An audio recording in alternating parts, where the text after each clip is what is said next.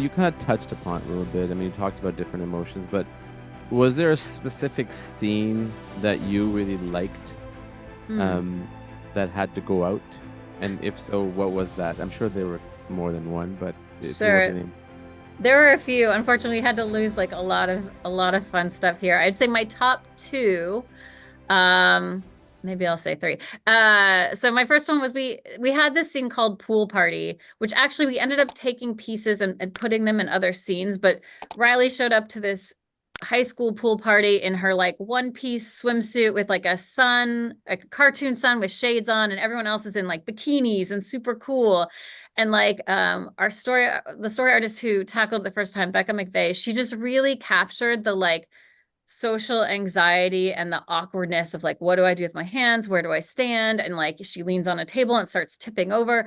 And like that is the part of the scene that we were like, oh my gosh, we have to find a place for that. So we ended up using that kind of language with the emotions going off while we're watching Riley in Awkward Walk, which is in the final movie. But anyway, we didn't end up needing a pool party, and the story of Riley and that whole thing kind of changed dramatically. But it was a great learning from that scene that we were able to kind of find a place for later. And then the one that we just couldn't is Procrastination Land was hilarious. Every time we put it up, Jeff Call boarded it and came up with a lot of the jokes. It was basically the emotions were running away from, usually it was mind cops. We tried it so many different places because we loved it so much, but they were running away from mind cops. And so they find like this access gate they run through, and only the audience sees that it's called Procrastination Land. So they're running, running, and then all of a sudden anger starts slowing down.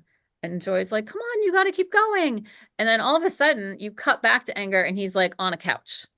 And like they're all yelling in anger. And then when you cut back to anger, disgust is next to him on a couch. Anyway, it was this hilarious scene, but it did, they had to get stuck there. It's Procrastination Land. And no matter where we tried it in Act Two, it just slowed the Didn't work. whole movie Yeah. down. And we just, Louise Smythe, who was our story lead, like always called it, like, oh, it's like the poppy scene in Wizard of Oz. Like maybe it can, then you want to launch them into and we tried at the end of Act Two, and we just couldn't find a spot for it that didn't stop the whole movie. And I think because we had the vault scene, which is a hilarious scene, and I love it, but it's also them kind of in one place for a while, to have another one in that similar vein of like they're just stuck somewhere.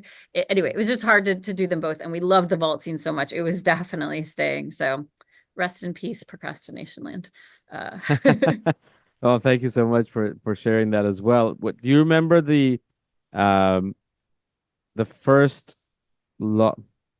Maybe I'll ask this question in two different parts. So the first screening, which was where the film was more or less done, slash and or the final locked version being in the theater, and just that's something that I always do when I have a film that I it's playing in the movie theater. I don't care about what's on the screen. I care about how the audience is reacting to it, right? Like a Mhm. lot of us do. Do you remember that moment and just kind of that set of emotions that we're going through, being a part of such a beautiful film as well?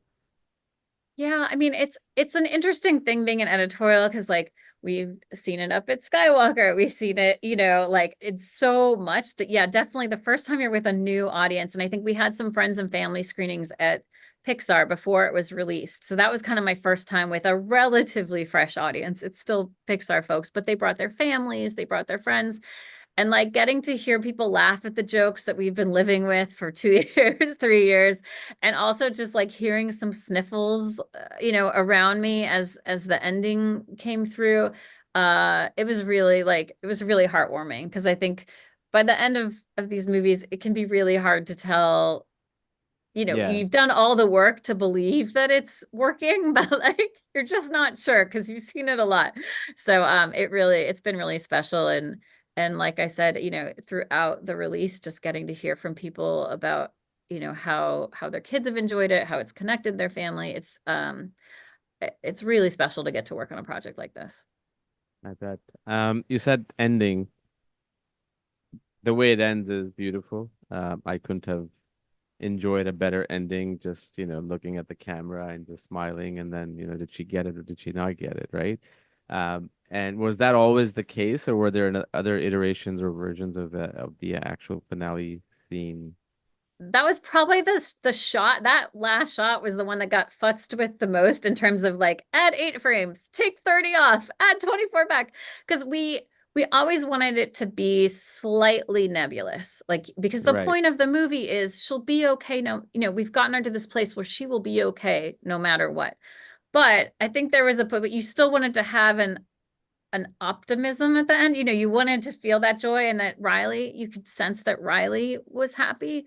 So it was a delicate balance. The animators kept bringing it, like the nuance they were able to capture in her expressions throughout the ending, but especially in that last shot is just, it's beautiful. And then Andrea Datzman, the way she handled the music, I think really nailed that feeling as well with that last note. Yeah. No, the music was great too.